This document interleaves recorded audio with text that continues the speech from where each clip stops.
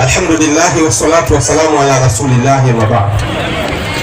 Nitataja hadithi moja tu ya Mtume sallallahu alaihi wasallam kwa sababu ya dakika ni chache, ili tujifunze jambo linalohusiana na dua.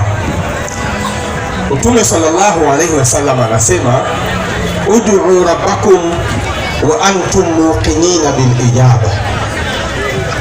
Hii ni kanuni ya kuomba dua. Katika Qur'ani Mwenyezi Mungu anasema, falyu'minu bi la'allahum yarshudun. Lakini Mtume sallallahu alaihi wasallam anasema, ud'u rabbakum wa antum muqinina bil ijaba.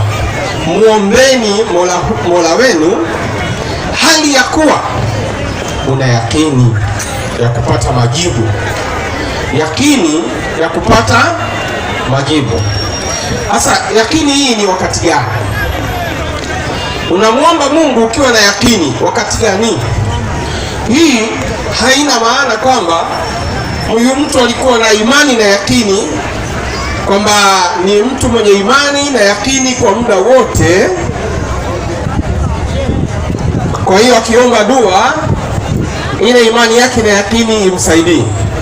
Lakini ukitazama hadithi ilivyokuja kwa mujibu wa mpangilio kilugha ya Kiarabu, katika nahwu kuna kitu kinaitwa alhalu.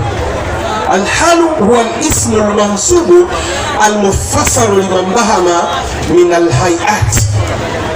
Yani kwamba wakati ule ule unaomba dua ndio yakini yenyewe inatakiwa. Kwa maana hiyo anaweza kuwa mtu sio Muislamu, lakini kasikiliza maneno yanayosema kwa dakika chache, ikapata kama vile imani fulani.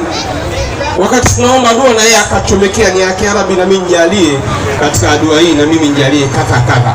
Basi wallahi akatoka yeye dua yake imekubaliwa.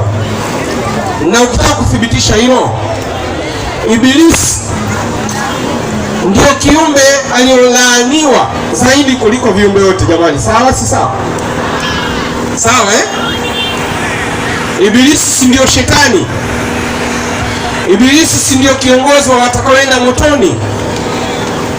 Ile siku aliyolaaniwa na Mwenyezi Mungu, anafukuzwa katika rehema za Mwenyezi Mungu, alinyanyua mikono akaomba dua pamoja na laana. Sasa hebu jiulize wewe, una laana kumzidi Ibilisi? Kashalaaniwa, anainua mikono anaomba, lakini katika ile dua aliyoomba alikuwa na iman na yakini katika kile anachokiomba. Aliweka iman na yakini, akasema, Rabbi ij'alni minal munzirin. Mwenyezi Mungu nakuomba nijalie mimi, pamoja kwamba umenifukuza, umenilani, lakini nakuomba mimi jambo hili nijalie mimi nikae sana na hawa watu hao, nipe umri mwingi, niishi parefu. Mwenyezi Mungu akaijibu dua yake pale pale, akasema innaka la minal munzirin. Anaomba dua na majibu hapo hapo. Wakati huo huo yeye ni nani? Ni Ibilisi. Alafu ni nani? Ni shaitani.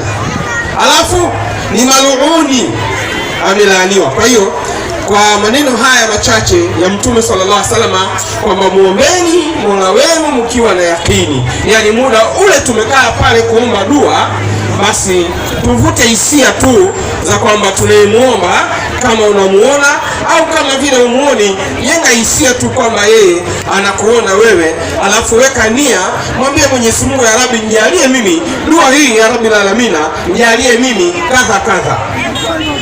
Hata usiangalie huko nyuma yaliyopita, mimi sijaswali, sijui sijafunga, sijui nini. Wewe weka imani na yakini muda huo ambao Sheikh anasema sasa tunafanya dua, na inshallah Mwenyezi Mungu atapokea dua zetu.